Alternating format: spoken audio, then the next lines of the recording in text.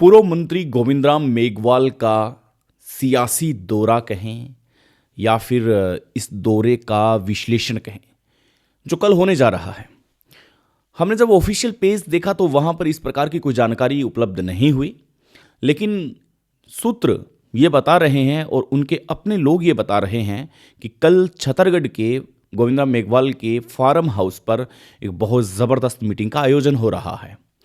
ऐसे में हम इस दौरे का विश्लेषण कर रहे हैं कि क्या छतरगढ़ को चुनना क्या कहलाता है और छतरगढ़ के लोगों के लिए ये कितना बड़ा टर्निंग पॉइंट हो सकता है, कांग्रेस के उन लोगों के लिए जो सत्ता में नहीं हैं लेकिन फिर भी अपने नेता के लिए वो पहुंच जाते हैं। कल की भीड़ क्या तय करेगी, कल की भीड़ क्या ये बताएगी कि छतरगढ़ के अंदर जो नई पंचायत समिति बनी है वहां पर प्रधान बैठने की तैयारी हो चुकी है कांग्रेस की ओर से। स्वागत है, नमस्कार आप सभी को। उम्मीद है कि आप सब अच्छे होंगे। अगर शेयर नहीं किया है तो इस वीडियो को आप ज़्यादा से ज़्यादा शेयर कर लें, सब्सक्राइब कर लें और फॉलो नहीं किया है तो फॉलो का बटन जरूर दबा दें। आज हम इस सियासी महकमे में थोड़ी सी चर्चा ये करते हैं कि कांग्रेस के अंदर गुटबाजी के चलते हुए नई सड़कों का विस्तार हुआ। नई सड़कें मीन्स राजनीति की कई सड़कें। उस राजनीति के नए सफ़र में कुछ पौधों को पेड़ बनने की जिम्मेदारी मिली और वो जिम्मेदारी मिली तो वट वृक्षों को समस्याएं हुई। वट वृक्ष ऊपर तक गए, शिकायत की, लेकिन ऊपर से ही आदेश आया कि यथावत अपनी जगह बने रहें क्योंकि पौधे भी कभी वट वृक्ष बनेंगे। इसके बाद में चर्चा ये चली कि नहीं, राजनीति भूचाल आते रहते हैं, राजनीति में कोई किसी का दुश्मन नहीं होता और कोई किसी का दोस्त नहीं होता। ये चर्चा वहीं ठहर गई, वहीं ठप हो गई। लेकिन एकाएक जिस प्रकार से मनरेगा को लेकर के आंदोलन की चेतावनी और उसके बाद में सियासी घमासान और केंद्रीय कानून मंत्री के उस वीडियो को डिकोड करके वायरल करना अपने पेज से, तब ये लगा कि अब कुछ एक्टिव मोड में है। अब ये सूचना मिली कि छतरगढ़ के फार्म हाउस पर जन सुनवाई हो रही है। जन सुनवाई देखें तो जब कोई सत्ता में होता है तब की जा रही है, लेकिन बिना सत्ता के किस प्रकार की जन सुनवाई, ये थोड़ा सा समझ से बाहर है। अगर जन सुनवाई हो रही है कल छतरगढ़ में तो फिर ये मान सकते हैं कि पूर्व मंत्री गोविंदराम मेघवाल को कोई फर्क नहीं पड़ता कि वो सत्ता में है या फिर सत्ता पक्ष में, विपक्ष में बैठे हैं। इस बात से उन्हें कोई फर्क नहीं पड़ता। वो किसी भी अधिकारी को फोन कर सकते हैं, आए हुए लोगों की मदद हो सकती है। इसके दो ही मायने निकलते हैं।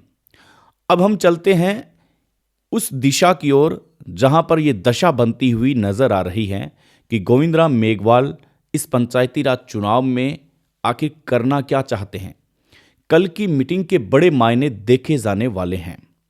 कल की मीटिंग खाजवाला में हो सकता है कि एक नया अध्याय लिखे या फिर बीकानेर के अंदर नए अध्याय की शुरुआत हो सकती है। कल पूरे बीकानेर में एससी समाज के सबसे बड़े उभर कर आने वाले नेता गोविंदराम मेघवाल अगर इस पंचायती राज चुनाव से पहले अगर कोई सटीक विश्लेषण करते हैं इस चुनावों का और वो अगर वहां से कुछ ऐसा बोलते हैं जिसकी चिंगारी पूरे जिले भर में जाएगी तो मान सकते हैं कि कांग्रेस को कहीं ना कहीं जड़ी बूटी मिलेगी।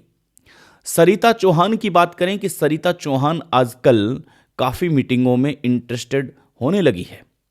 आप देखें, गोविंद डोटासरा के साथ भी संवाद कार्यक्रम में हिस्सा लेना, जगह जगह जाना, यानी कि ये बताता है कि अब राजनीतिक गलियारों में एक्टिव मोड नज़र आ गया है, जो कुछ समय पहले फ्लाइट मोड था। लेकिन अब इस एक्टिव मोड होने के बाद में सरिता चौहान अगर अब अपने बड़े शीर्ष नेताओं से मुलाकात कर रही है तो क्या गोविंदराम मेघवाल ये चाह रहे हैं कि उनकी बेटी सरिता चौहान छतरगढ़ से प्रधान बने, क्योंकि वो पहले भी प्रधान के पद पर रह चुकी है। गोविंदराम मेघवाल के बेटे गौरव चौहान पुगल के वर्तमान में प्रधान के पद पर हैं।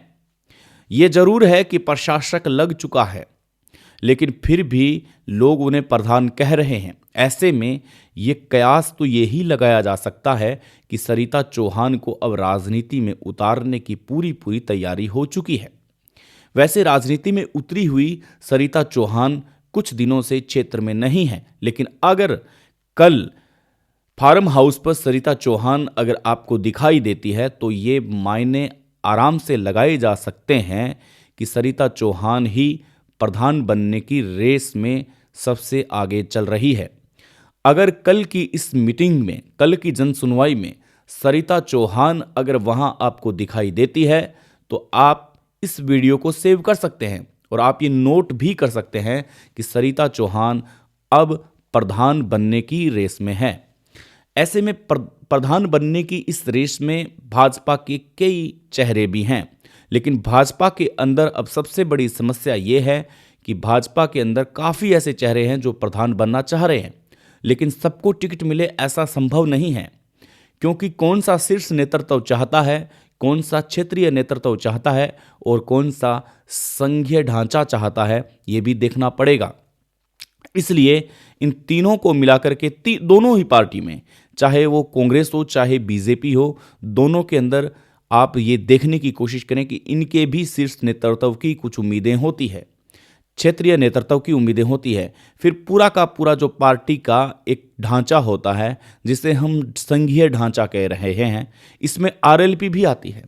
अब आरएलपी किस दिशा में कौन सी पार्टी के वोट खराब करती है और अपने चुनाव जीतने के मूड में कौन से लोगों को उतारती है, ये भी देखने वाली बात होगी। क्योंकि अगर भाजपा ने अगर टिकटों का बंटवारा सही नहीं किया तो वहां पर आरएलपी के दरवाजे हमेशा खुले रहते हैं। ऐसे में जीत की ना ही उम्मीद करें, लेकिन फिर भी किसी न किसी का गेम तो बिगाड़ा जा सकता है। ऐसे में कांग्रेस के लिए प्लस पॉइंट या फिर बीजेपी के लिए प्लस पॉइंट, ये व्यक्ति के व्यक्तित्व को देख करके पता चलेगा कि चुनावों के अंदर कौन सा ऐसा चेहरा है जो सामने निकल करके आ रहा है। फिलहाल छत्तीसगढ़ की बात करें तो छत्तीसगढ़ के अंदर अभी जिलाध्यक्षों की नई नई रेस से होते हुए जब दो चेहरे सत्तासर की भूमि पर पहुंचे थे तो वहां पर क्यामुद्दीन के द्वारा एक विरोध प्रदर्शन दर्ज किया गया था। क्यामुद्दीन ने अपने फेसबुक पोस्ट से तमाम ये बातें लिखना शुरू की थी कि कांग्रेस के कार्यकर्ता कांग्रेस के कार्यक्रम में, माफ कीजिए, बीजेपी के कार्यकर्ताओं का क्या काम।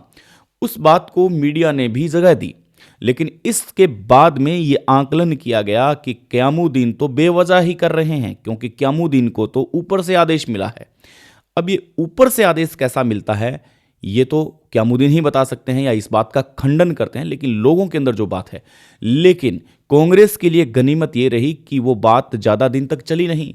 वो बात केवल और केवल 2 दिन तक चली और तीसरे दिन ठंडी हो गई। लेकिन भाजपा की अगर बात करें तो भाजपा के अंदर अब भी ऐसे कई चेहरे हैं जो चुनाव लड़ने की तैयारी में हैं।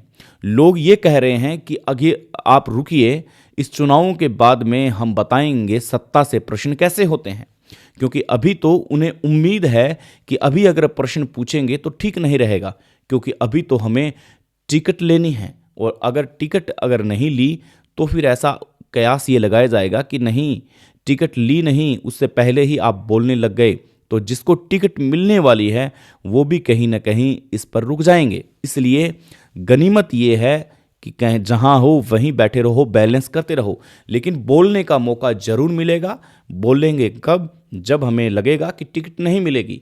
इसलिए राजनीतिक विशेषज्ञ ये कह रहे हैं कि खाजूवाला की धरती पर, चाहे छत्तीसगढ़ हो या फिर अन्य कोई भी ऐसी विधानसभाएं हो जहां पर टिकट बंटवारों को लेकर के कुछ कार्यकर्ता चुप हैं, कुछ कार्यकर्ता खामोश हैं, लेकिन उन खामोशी का घड़ा टूटने में देर नहीं है। वो घड़ा टूटेगा, फूटेगा, और जब फूटेगा तो पानी की बूंदें दूसरी पार्टियों को प्रभावित करेगी। ये ध्यान रखिएगा आप। इस बात को आप अंडरलाइन कर सकते हैं कि सत्ता पक्ष से प्रश्न पूछने वाले कई चेहरे हैं, लेकिन वो इसलिए चुप बैठे हैं कि उन्हें टिकट की कुछ न कुछ गुंजाइश रहती है। आजकल के कुछ ऐसे नेता हैं जो लगातार सुर्खियों में रहना पसंद करते हैं। वो प्रधान बनने की रेस में हैं कि हम प्रधान बनेंगे, लेकिन उन्हें सच्चाई का पता नहीं है कि आपके पीछे वोट कितने हैं। अगर भाजपा पार्टी अगर इस प्रकार के व्यक्ति पर अगर अपना दांव लगाती है तो जाहिर सी बात है उन्हें नुकसान ही नहीं बल्कि भयंकर तगड़ा नुकसान हो सकता है। ऐसे में अगर कांग्रेस पार्टी अगर किसी भी उम्मीदवार को सरिता चौहान की जगह अगर कोई और भी दावेदार करता है, पेश अपनी दावेदारी दिखाता है, तो भी कहीं ना कहीं गोविंद राम मेघवाल के सामने टिकने वाला चेहरा भाजपा की ओर से कौन होगा, ये देखने वाली बात होगी। क्योंकि भाजपा में जितना लाइमलाइट में जितने नेता आ रहे हैं छत्तीसगढ़ से, उन नेताओं की जमीनी हकीकत ये है कि वो 50 आदमी इकट्ठा नहीं कर सकते। लेकिन कांग्रेस की अगर बात करें तो कांग्रेस के अंदर ऐसे कई नेता हैं। हमने जिलाध्यक्ष आए कांग्रेस के, उनका स्वागत हुआ। सच्चाई ये है कि आदमी इकट्ठा करने में कांग्रेस हमेशा आगे रही है, छत्तीसगढ़ में भी आगे रही है। आप केंद्रीय मंत्री का सहारा लेकर के अगर आप हजारों की भीड़ दिखाते हैं स्वागत कार्यक्रम में और कहते हैं कि जी देखिए हमारे पास भीड़ है, तो वो केंद्रीय शक्ति थी, न कि आपकी शक्ति। इसलिए उस भीड़ को वोट में कन्वर्ट होना अगर सपना ले रहे हैं तो फिर गलत है। आपको ग्राउंड पे कितनी मेहनत करनी है ये आप तय नहीं करेंगे, बल्कि आपकी मेहनत तय करेगी, आपके लोग तय करेंगे। अब देखने वाली बात यह है कि ये सारा जो भ्रम है ये कहीं ना कहीं पंचायती राज चुनाव में टूटने वाला है। लेकिन एक जो संदेश है वो संदेश सीधा गोविंद राम मेघवाल के फार्म हाउस से जाने वाला है कल। और इसीलिए हमने जब इस बात की चर्चा की तो लोगों में काफ़ी उत्सुकता है कि ये अगर सीधा संदेश गोविंद राम मेघवाल के फार्म हाउस से अगर जाता है तो फिर ये माना जा सकता है कि अब कांग्रेस अपनी ज़बरदस्त परफॉर्मेंस में है। और कांग्रेस की इस परफॉर्मेंस के बाद में कई सवाल खड़े हो सकते हैं कि पंचायती राज चुनाव के बाद में लोगों का मूड क्या है, क्या वो सत्ता पक्ष से इतने नाराज हैं। चलिए हम देखते हैं कि कल की क्या विशेषता रहती है और क्या गोविंद राम मेघवाल कल अलग तेवर में दिखेंगे। नमस्कार, आपसे फिर मुलाकात करते हैं, तब तक के लिए जय हिंद।